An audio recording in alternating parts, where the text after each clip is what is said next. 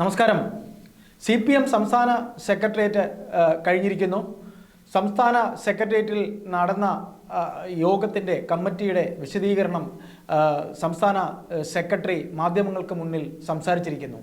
ഒരു കാര്യം വ്യക്തമാണ്, രാഷ്ട്രീയ കേരളം അല്ലെങ്കിൽ മാധ്യമങ്ങൾ കരുതുന്നത് പോലെ അല്ല CPM എന്ന് ഉള്ള ഒരു അങ്ങനെയാണ് CPM എന്നും നിങ്ങൾ കരുതുന്നത് പോലെ അല്ല CPM എന്നും ഉള്ള ഒരു ശരീരഭാഷയോട് കൂടിയാണ് ഇരുന്ന് MP ഗോവിന്ദൻ പത്രങ്ങളോട് സംസാരിച്ചത്.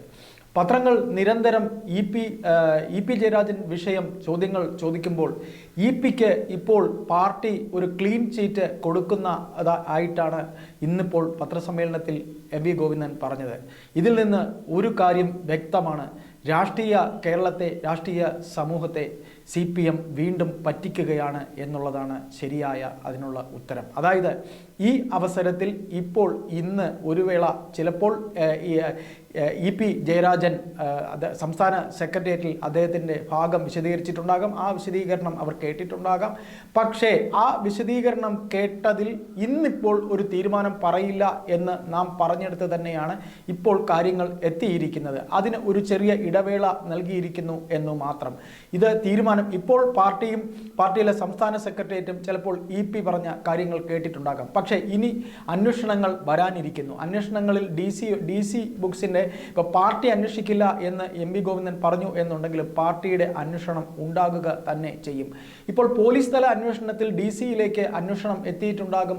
ഒരു പുസ്തകം ചെയ്യുന്നതിന് വേണ്ടിയുള്ള എല്ലാ നിബന്ധനകളും EP DC-യുമായി കരാറിൽ ഏർപ്പെട്ടിട്ടുണ്ടാകും എന്നുള്ളത് തന്നെ ആദ്യം തെളിയുക തന്നെ ചെയ്യും. എന്തായാലും ഈ പോലീസ് അന്വേഷണവും മറ്റ് റിപ്പോർട്ടും പാർട്ടി തല അന്വേഷണവും ഇപ്പോൾ പാലക്കാട് നടക്കുന്ന ഉപതെരഞ്ഞെടുപ്പ് കഴിഞ്ഞ ശേഷം മാസങ്ങൾക്ക് ശേഷമായിരിക്കും വരാൻ പോകുന്നത്. അതിൽ വ്യക്തമാണ്, ഇന്നിപ്പോൾ മാധ്യമങ്ങൾ എഴുതുന്ന പോലെയല്ല, നിങ്ങൾക്ക് എന്തും ചുമ്മാ പറയാം, നിങ്ങൾക്ക് ഇങ്ങനെ വാർത്തകൾ ഇങ്ങനെ പറഞ്ഞ് ശീലമായി പോയി എന്ന് കുറ്റപ്പെടുത്തിയ ഗോവിന്ദൻ മാഷ് തന്നെ ഈ പറയുന്ന EP ജയരാജൻ ഈ കാലയളവിൽ പാർട്ടിയിൽ ഇത്തരത്തിൽ ഒരു പ്രശ്നം ഉണ്ടാക്കിയതിൽ അദ്ദേഹത്തിനെതിരെ നടപടി എടുക്കുന്നു എന്ന് പറയുന്നത് കേൾക്കേണ്ടതിൻ്റെ കാലതാമസം. അത് പറയുന്നത് കേൾക്കാൻ നമുക്ക് അധിക സമയം കാത്തിരിക്കേണ്ടി വരില്ല. കാരണം ഇതിനൊരു ചെറിയ ഇടവേള മാത്രമാണ് ഇപ്പോൾ പാർട്ടി കൊടുക്കുന്നത്. ഇന്നിപ്പോൾ EP പറയുന്നത്, അദ്ദേഹം പറയാനുള്ളത് അദ്ദേഹം പറഞ്ഞു, അത് കേട്ടു. അത് കഴിഞ്ഞ് അദ്ദേഹം ഇങ്ങനെ പുറത്തിറങ്ങി. EP-യെ ഇനി ആരെങ്കിലും ഇതിന്മേൽ മറുചോദ്യങ്ങൾ ചോദിക്കുമെന്നോ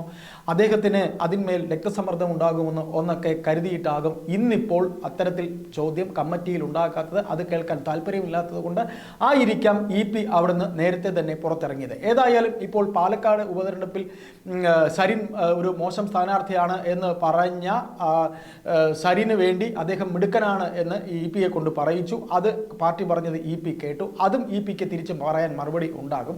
ഏതായാലും ഇതിൽ ഒരു കാര്യം വ്യക്തമാണ്, ഈ നടപടി വൈകിയാണെങ്കിലും EP-ക്കെതിരെ ഉണ്ടാകും. അത് സരിൻ്റെ വിജയമാണോ അല്ലെങ്കിൽ സരിൻ്റെ തോൽവിയാണോ, ചേലക്കരയിലെ തിരഞ്ഞെടുപ്പിൻ്റെ വിജയമാണോ, എന്താണ് ഈ 2-3 തിരഞ്ഞെടുപ്പുകൾ, ഏതായാലും വയനാടിലെ കാര്യം ചർച്ചയ്ക്ക് വരാൻ സാധ്യതയില്ല. ചേലക്കരയിലെയും പാലക്കാട്ടത്തെയും ഉപതെരഞ്ഞെടുപ്പിലെ വിജയങ്ങളെ ആശ്രയിച്ചിരിക്കും ഇതിന്മേലൊരു പാർട്ടി തീരുമാനം പോകുന്നത്. അത് ഒന്ന്. 2, എങ്ങനെയാണ് ഇത്തരത്തിൽ എഴുതി പൂർത്തിയാക്കാത്ത, ഒരു വേള DC-യുമായി ഉടമ്പടി ഇല്ലാതെ ഒരിക്കലും ഈ പുസ്തകത്തിൻ്റെ ഇത്രയും പേജുകൾ DTP ചെയ്യുകയോ ഇത് വായിക്കാനായി പ്രൂഫ് റീഡിങ്ങിനായി ഗ്രന്ഥകർത്താവിനോ അല്ലെങ്കിൽ അദ്ദേഹത്തെ സഹായിക്കുന്ന പത്രപ്രവർത്തകനോ നൽകാൻ സാധ്യതയില്ല. കാര്യം ഒരു പുസ്തകം പ്രകാശനം ചെയ്യുക എന്ന് പറയുമ്പോൾ എത്രയെങ്കിലും തവണ പ്രൂഫ് റീഡിങ്ങും അതിനെ സംബന്ധിച്ചുള്ള കാര്യങ്ങളും ഗ്രന്ഥകർത്താവും പ്രസാധകരും തമ്മിൽ ഉണ്ടാകുന്നത് വ്യക്തമാണ്. അത്തരത്തിൽ ഒരു കറസ്പോണ്ടൻസ് അങ്ങോട്ടും ഇങ്ങോട്ടും ഇത്തരത്തിലുള്ള കാര്യങ്ങൾ ഈ വേളയിൽ നടക്കുന്നത് സാധാരണമാണ്. അങ്ങനെ ഇത്തരത്തിൽ നടന്ന അങ്ങോട്ടും ഇങ്ങോട്ടും നടന്ന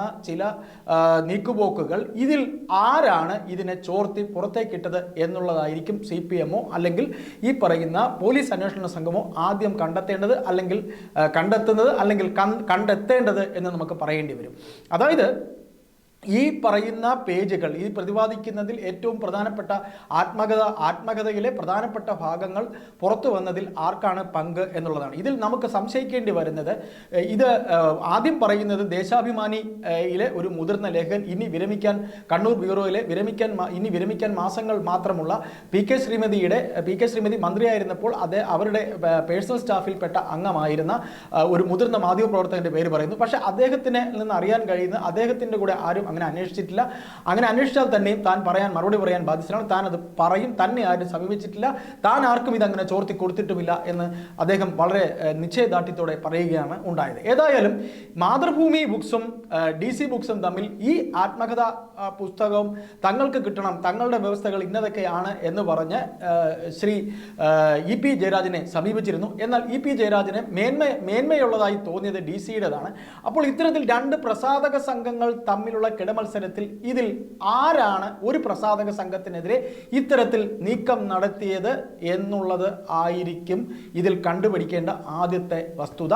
അപ്പോൾ ഇതിൽ ഏത് പ്രസാധക സംഘം ആർക്കെതിരെ കളിച്ചു, അല്ലെങ്കിൽ CPM-ൽ EP ജയരാജനെതിരെ ഒരു സംഘം ഉണ്ട് എന്നും പാർട്ടിക്കകത്തെ പാർട്ടിയിലെ ഉൾപാർട്ടി രാഷ്ട്രീയം EP-യെ ഒരിക്കൽ കൂടി വെട്ടിലാക്കുന്നു എന്നുള്ള സത്യം പാർട്ടിയിൽ ഒരു വേള അറിയാൻ ഇടയാകും. അങ്ങനെ അറിഞ്ഞാൽ തന്നെയും ഇപ്പോൾ പാർട്ടി കമ്മിറ്റിയിൽ കൂടുതൽ ശക്തിയോടെ ഇരിക്കുന്ന